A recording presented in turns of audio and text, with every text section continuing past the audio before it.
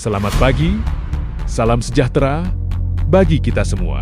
Hari ini kita tidak sedang membicarakan sekadar angka statistik, melainkan sebuah fenomena yang mengguncang fundamental kepercayaan masyarakat terhadap industri keuangan kita. Kasus Dana Syariah Indonesia DSI dengan estimasi kerugian mencapai 2,4 triliun rupiah adalah alarm keras bagi regulator, pelaku industri, dan masyarakat luas. Mari kita bedah kronologinya.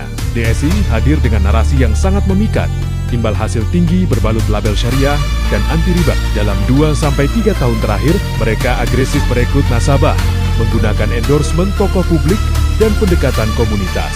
Namun, gelembung ini pecah ketika pembayaran imbal hasil mulai macet. Klimaksnya terjadi saat Satgas Pasti OJK menemukan indikasi pelanggaran berat yang berujung pada pelaporan ke Bareskrim Polri dan pemblokiran rekening oleh PPATK. Secara kuantitatif, kita berbicara tentang puluhan ribu nasabah.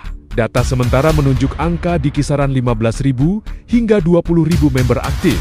Bagaimana dana sebesar itu dikelola? Disinilah letak krusialnya, dugaan proyek fiktif. Investigasi awal menunjukkan bahwa underlying aset atau proyek bisnis yang diklaim, seperti properti premium dan perkebunan, sebagian besar tidak sesuai dengan valuasi yang ditawarkan atau bahkan nihil. Skema yang dijalankan terindikasi kuat sebagai Ponzi scheme klasik, gali lubang tutup lubang, di mana dana member baru digunakan untuk membayar member lama, tanpa ada kegiatan ekonomi real yang menghasilkan profit sepadan. Lantas, apa dampak ekonominya bagi masyarakat? Pertama, dampak mikroekonomi likuiditas rumah tangga. Hilangnya 2,4 triliun rupiah berarti hilangnya daya beli dari puluhan ribu keluarga. Uang yang seharusnya menjadi dana pendidikan, dana pensiun, atau modal usaha lenyap seketika. Ini akan memicu efek domino berupa kredit macet di sektor lain karena para korban kehilangan kemampuan bayar kewajiban mereka. Kedua, dampak makro dan psikologis. Trust deficit, ini yang paling berbahaya. Penyalahgunaan label syariah menciptakan stigma negatif dan krisis kepercayaan trust issue.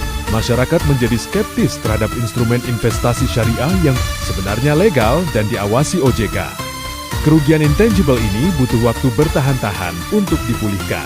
Bapak dan Ibu sekalian, kasus DSI mengajarkan kita bahwa legalitas dan logis adalah harga mati. Sebagai masyarakat, kita harus kembali pada prinsip dasar, high return, high risk. Tidak ada jalan pintas menuju kemakmuran tanpa risiko yang terukur. Mari kita dorong penegakan hukum kasus DSI yang transparan agar aset yang tersisa bisa diselamatkan untuk pengembalian dana nasabah. Sekaligus menjadi presiden hukum yang tegas